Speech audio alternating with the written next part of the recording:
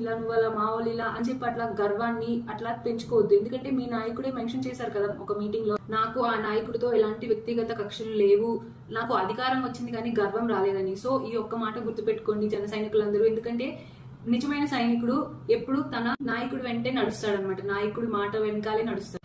ఒకవేళ వాళ్ళే వచ్చి మిమ్మల్ని ఏదైనా మాటలు అన్నారనుకోండి, మీరు ఏంట్రా నువ్వు అది ఇదని చెప్పి మీరు రెచ్చిపోయి ర్యాష్ అయిపోయి వాళ్ళని కొట్టడాలు తిట్టడం ఇలాంటివి చేయొద్దు. ఎందుకంటే ఇంతకు ముందున్న గవర్నమెంట్ కి మనం ఇప్పుడు రూల్ చేసే వాళ్ళకి తేడా చూపించాలి కదా. మీరు కూడా అట్లాగే బిహేవ్ చేస్తే ఇంకా వాళ్ళకి మీకు తేడా ఏంటి? మీరు డిఫరెన్స్ చూపించాలి అంటే సామరస్యంగా మెల్లగా చర్చించుకొని మీ ఏమైనా గొడవలు ఉంటే అవన్నీ క్లియర్ చేసుకోండి.